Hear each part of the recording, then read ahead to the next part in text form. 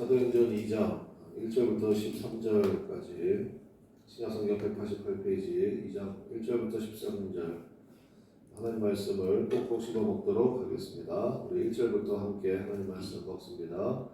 오순절 날이 이미 이르매 그들이 다 같이 한 곳에 모였더니 호련히 하늘로부터 급하고 강한 바람 같은 소리가 있어 그들이 앉은 온 집에 가득하며 마치 불의 혀처럼 갈라지는 것들이 그들에게 보여 각 사람 위에 하나씩 임하여 있더니 그들이 다 성령의 충만함을 받고 성령이 말하게 하심을 따라 다른 언어들로 말하기를 시작하니라. 그때 경건한 유대인들이 천하 각국으로부터 와서 예루살렘에 머물러 있더니 이 소리가 나매 큰 무리가 모여 각각 자기의 방언으로 제자들이 말하는 것을 듣고 소동하여 다 놀라 신기하게 여겨 이르되 보라, 이 말하는 사람들이 다 갈릴리 사람이 아니냐. 우리가 우리 각 사람이 난 곳 방언으로 듣게 되는 것이 어찌 됨이냐. 우리는 바데인과 메데인과 엘람인과 또 메소포타미아, 유대와 갑바도기아, 본도와 아시아, 부르기아와 밤빌리아, 애국과 및 구레네에 가까운 리비아 여러 지방에 사는 사람들과 로마로부터 온 나그네 곧 유대인과 유대교에 들어온 사람들과 그레데인과 아라비아인들이라. 우리가 다 우리의 각 언어로 하나님의 큰 일을 말함을 듣는도다 하고 다 놀라며 당황하여 서로 이르되 이 어찌된 일이냐 하며 또 어떤 일은 조rum하여 이르되 그들이 세수에 처하였다 하더라. 아멘. 압도하시는 은혜가 있다. 압도하시는 은혜가 있다라는 제목으로 하나님 말씀 증거하도록 하겠습니다. 사도행전을 계속 살펴보고 있는데 우리 1장에서 예수님께서 예수님의 지상에서의 마지막 명령이라고 했죠. 아버지께서 너희에게 약속하신 것을 부어주실 때까지 기다려라. 이게 예수님의 승천하시기 직전에 이 땅에서의 마지막 명령이었습니다. 예수님이 기다려라 그래서 우리 뭐 해야 됩니까? 기다릴 줄 알아야 되죠. 그래서 우리 1절 보겠습니다. 1절에 보면 오순절 날이 이미 이르매 그들이 다 같이 한 곳에 모여 있더니, 저는 이게 굉장히 중요한 것 같아요. 다 같이 한 곳에 모여 있었습니다. 고린도전서 15장 6절에 보면 예수님이 부활하시고 이 땅 가운데 며칠 동안 계셨죠? 40일 동안 계셨습니다. 40일 동안 계시면서 이제 말씀도 주시고 그랬거든요. 근데 고린도전서 15장 6절에 보면 그때 말씀을 드렸던 사람들의 숫자가 나와요. 몇 명인지 아세요? 500여 명에게 보이시고 이렇게 되어 있습니다. 그러니까 한 500명 정도가 부활하신 예수님의 말씀을 들었단 말입니다. 당연히 들었겠죠. 아버지께서 약속하신 것을 너희들이 기다려라. 당연히 들었습니다. 그런데 우리 1장에서 살펴봤지만 이 오순절 마가다락방에는 몇 명이 모여 있습니까? 120명이 모여 있어요. 120명이라고 숫자가 나오잖아요. 어디에 나옵니까? 15절에 나오네요. 15절에 보니까 1장 15절에 모인 무리의 수가 약 몇 명입니까? 120명. 근데 500명이 들었어요. 근데 120명 남았어요. 마이너스 몇 명이에요? 380명이 없어요. 참 이게 참 저는 의미가 있다고 생각합니다. 그래서 예수님이 말씀하셨잖아요. 그럼 그 말씀을 믿고 기다리는 거예요. 그래서 믿음의 또 다른 뜻이 뭐라고 했습니까? 기다리는 거예요. 인내. 그래서 히브리어로 에모나라고 했잖아요. 그게 뭐라고요? 기다린다, 인내한다. 그래서 믿음으로 인내하는 것입니다. 그래서 예수님이 기다려라. 그럼 우리 뭐 하면 됩니까? 기다리면 되죠. 그래서 이제 저는 이게 마음에 와닿더라고요. 380명 어디 갔나? 이런 생각이 막 들어요. 자, 2절 보겠습니다. 2절의 첫 마디가 뭡니까? 호련히. 하나님의 역사는 항상 그렇습니다. 내가 예상한 때가 아니고요. 하나님의 역사는 항상 그래요. 호련히 하나님의 때가 있다라는 것입니다. 참 예수님들은 그렇잖아요. 야, 몇 월 며칠 날 성령이 임할 거야. 이렇게 얘기해주면 참 좋겠죠. 그러면 얼마나 좋아요? 우리 그냥 늘 일상생활 하다가 오늘이 12월 9일이잖아요. 예를 들어 보겠습니다. 12월 10일 날 저녁 10시에 성령이 임할 거야. 그때 와서 성령 받아. 이러면 얼마나 참 심플하고 좋습니까? 근데 그렇게 하면 좋은데 왜 그렇게 안 하시죠? 그냥 기다려라. 시간을 알려주시면 참 좋을 텐데 왜 그렇게 하십니까? 기다리는 가운데 우리의 믿음이 성장하기 때문이에요. 기다리는 가운데 우리의 모난 모습들이 깨지기도 하고요. 또 기다리는 가운데 우리가 성숙하게 된다고요. 그래서 여러분 철이 있고 철이 없고의 차이가 뭐예요? 저는 기다리는 것 같아요. 기다릴 줄 아는 사람들 굉장히 의미가 있잖아요. 미국은요 돈이 많아 그런지 몰라도 이제 무슨 표적 조사 같은 거 하잖아요. 막 40년, 50년씩 해요 조사를. 꼭 그런 결과들이 막 이렇게 나오는 게 있거든요. 그 중에 하나가 뭐냐면 한 5살, 6살 넘은 이제 유치원 다니는 아이들 있잖아요. 그 아이들을 쫙 모아놓고 이제 조사를 하는 거예요. 그 아이들이 정말로 좋아하는 간식들을 그 앞에 다 갖다 놔요. 그리고 나서 선생님이 얘기합니다. 선생님이 먹으라고 할 때까지 먹지 말고 기다려. 여러분 그거 애들이 그 앞에 맛있는 거 그냥 보기만 해도 침이 뚝 떨어지는 거 보고 그거 기다리는 거 쉬워요? 어려워요? 그거 되게 어렵잖아요. 그걸 조사를 하는 거야, 조사를. 그래서 그냥 그런 게 있어. 선생님 안 보니까 먹어야지. 먹는 애들이 있고요. 기다리는 애들이 있다는 거예요. 그리고 나서 그거를 조사해가지고 그 아이의 이후의 삶 30년을 조사하는 거예요. 굉장히 오래 사회과학이 그런 거 하는 거예요. 30년을 조사하는 거예요. 그럼 뭐 두말할 필요 없겠죠. 그때 선생님이 기다려라고 말씀하셔서 끝까지 먹지 않고 기다린 애들이 인물이 되더라. 뭐 그런 내용이에요. 우리도 마찬가지죠. 하나님 앞에 기다릴 줄 아는 것. 꼭 호련히가 중요하다고요. 호련히. 하나님의 때가 있다라는 거 아닙니까? 근데 저는 이제 뭐 계산하고 이런 것도 좀 좋아하고 그래가지고 계산을 해봤어요. 약속하신 것을 기다려라. 우리 한번 확인해 봅시다. 한 장만 넘기면 되니까 1장 4절 봅시다. 1장 4절 같이 한번 읽어보겠습니다. 시작. 사도와 함께 모이사 그들에게 공부하여 이르시되 예루살렘을 떠나지 말고 내게서 들은 바 아버지께서 약속하신 것을 기다리라. 아멘. 기다리다가 표시 한번 해보시고 자 14절 한번 읽어보겠습니다. 14절 시작. 여자들과 예수의 어머니 마리아와 예수의 아들과 더불어 마음을 같이하여 오로지 기도에 힘쓰더라. 아멘. 오로지 기도에 힘쓰더라도 표시하면 좋겠죠. 그래서 기다리는 것, 믿음으로 기다리는 것은 뭐 하는 거다? 기도하는 거다. 그죠? 기도하는 거다. 기다리라 어디 정류장 가서 버스 기다려요? 그게 아니잖아요. 주님께서 약속하셨죠? 그럼 그 약속을 붙들고 뭐 하는 거예요? 기도하는 거예요. 그래서 하나님의 약속을 받는 것, 그 약속을 믿고 기도하는 것. 그럴 때 그 약속이 우리 가운데 이루어지게 된다는 것입니다. 그래서 저는 참 새벽 기도 하시는 여러분들이 너무너무 소중한 거예요. 저분들에게는 이제 하나님의 약속이 현실화되겠구나. 그래서 이제 오늘도 뭐 밴드를 통해 가지고 영상을 보여드리긴 하는데 뭐 여러 가지 형편 때문에 못 나는 분들이 있잖아요. 그럼 말씀을 어쨌든 들었으니까 그 말씀을 듣고 또 기도하는 거. 그래서 말씀 기도 이게 굉장히 중요하잖아요. 그래서 제가 따져본 거예요. 이게 며칠 동안 기다렸나 그러면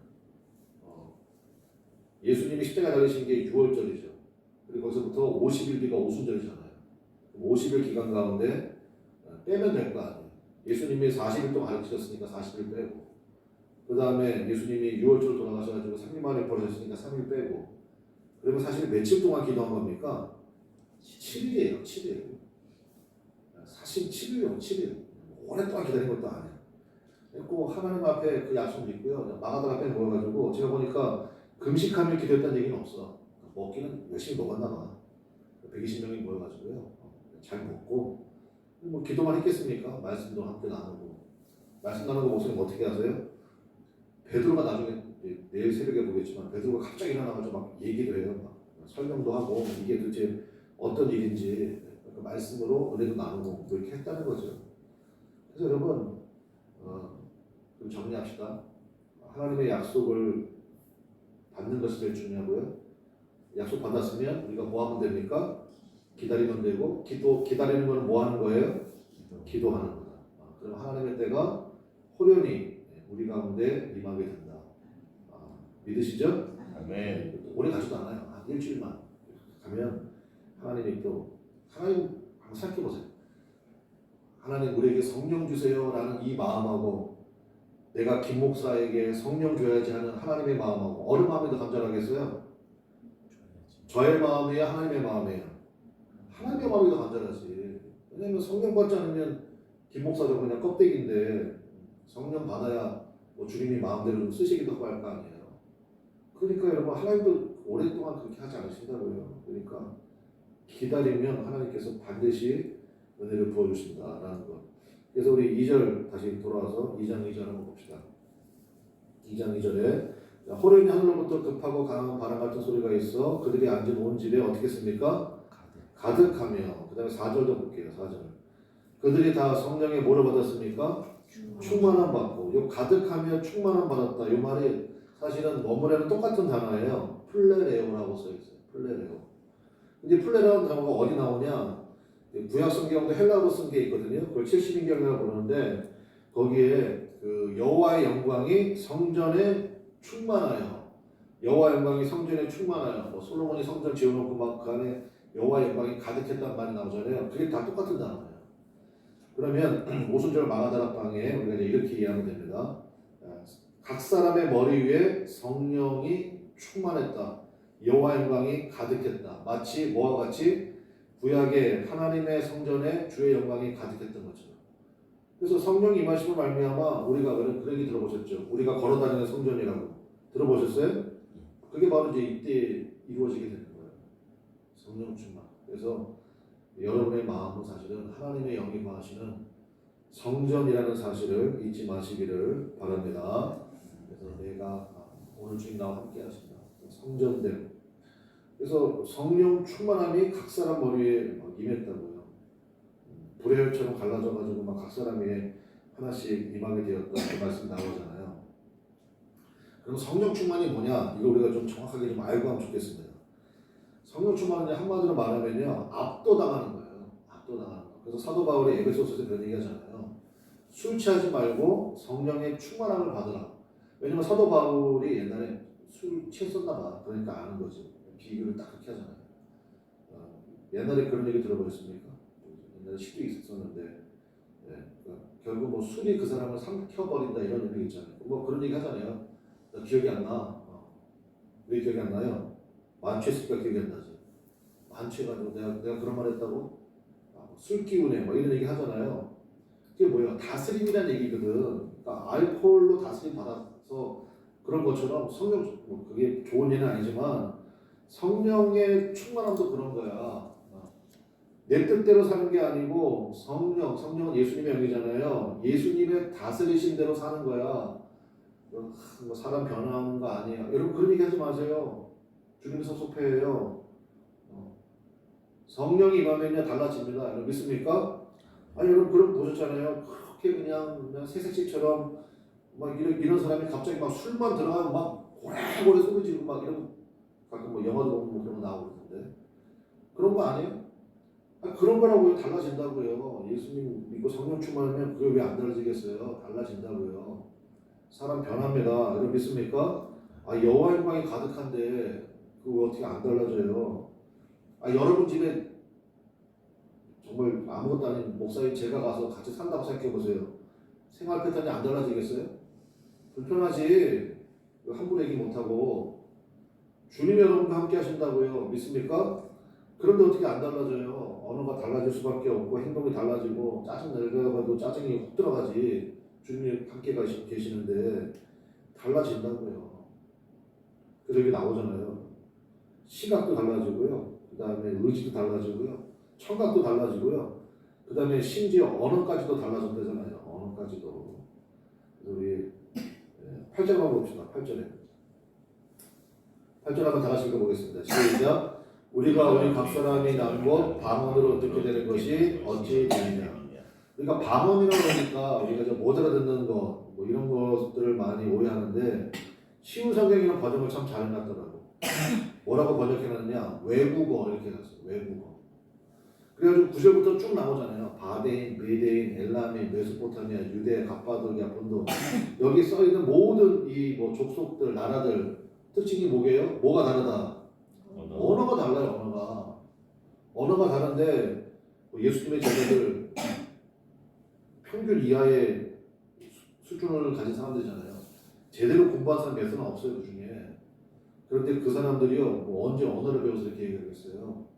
근데 성령 충만함이 임하니까 각 나라 사람들이 자기들의 나라 말로 요즘 말로 말하면 동시통역이 된 거죠. 다 알아듣는 거예요. 그래서 11절에 나오잖아요.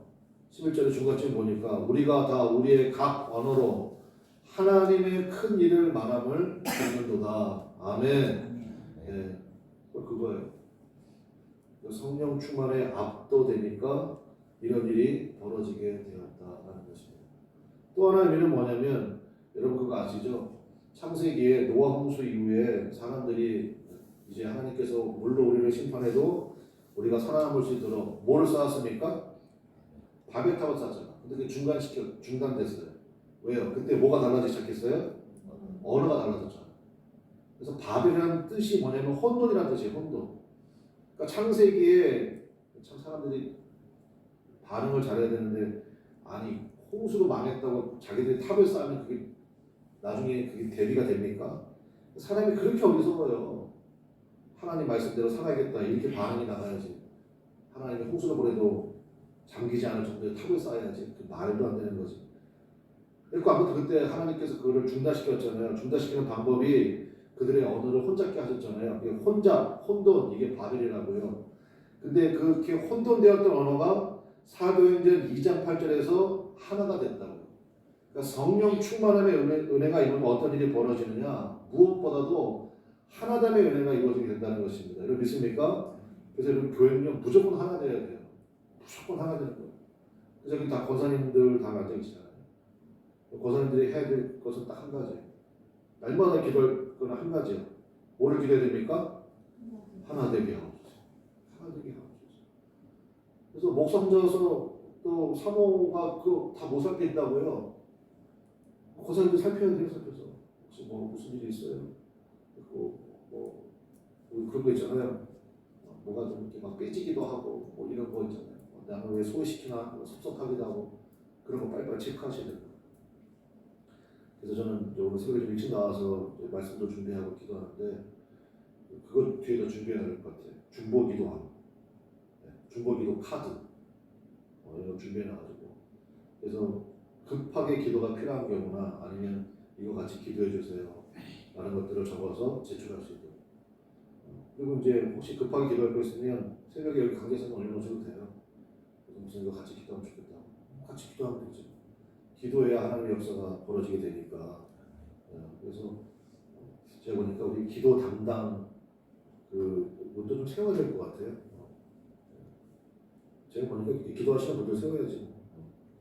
그래서 하나님께서 큰 일을 행하시는 것을 우리가 다 듣게 되었다라는 것입니다. 그래서 여러분 성령 충만은요 압도하시는 은혜입니다.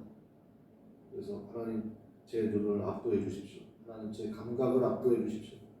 하나님 제가 오늘도 말을 여러 사람 만나서 말을 할 텐데 말할 때마다 주님 저를 압도해 주십시오. 그리고 딱 한 가지만 얘기하는데 하나님께서 얼마나 큰 일을 행하셨는지 당신을 위해서 얼마나 큰 일을 행하셨는지 그거를 얘기하면 된다는 것입니다.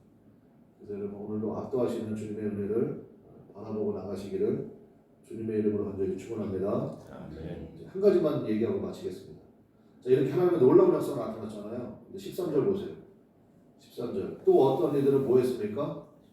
조로 만난 거예요. 여러분 성령 충만에 은혜가 임하고 막 그 사람들이 담대하게 복음을 증거하는데 항상 그래요. 하나님의 역사가 있는 곳에 마귀의 역사도 있습니다. 그러니까 조롱하는 사람들이 있다고요. 그럴 때 여러분 절대로 주눅 들지 마세요. 여러분 믿습니까? 담대하게 나가요. 담대하게. 옛날에 죄송합니다. 그런 속담 있었잖아요. 똥개는 짖어도 모는 간다. 그렇지. 기차는 가는 거예요. 개가 짖는다고 기차가 손 대나? 조롱한 사람은 언제나 있구나. 예수님도 그런 얘기 하셨거든요. 모든 사람이 너희를 칭찬하면 너희에게 뭐가 있다? 화가 있으리라 그랬어요. 아니 진리는 하나인데 이 사람 비위도 맞고 저 사람 비위도 맞고 이 사람도 맞춰주고 그게 돼요? 안 돼요. 그래서 여러분이 성령 충만할 때 항상 그래요. 주변에서 시샘을 하든지 뭘 하든지 간에 조롱하는 사람들이 반드시 있어요. 그때 여러분 위축되지 마십시오. 내비두면 그냥 그래도 나는 더 열심히 조롱하는 사람이 있는 거 보니까 진짜 이게 하나님의 일이구나. 그러고 가면 돼요. 아시겠죠? 그래서 조롱하는 사람이 있다. 이것도 그냥 예상하고 가야 돼요. 예상하고. 결론. 주님의 약속입니다. 주님이 기다려 하셨고 7일 만에 약속하신 성령을 부어주셨습니다. 오늘도 여러분 이 말씀을 통해서 압도하시는 은혜가 오늘 우리 가운데 또 이 교회 가운데 있음을 믿습니다. 그 은혜를 붙들고 오늘도 담대한 믿음으로 나가는 우리 모두가 되시기를 주님의 이름으로 간절히 축원합니다.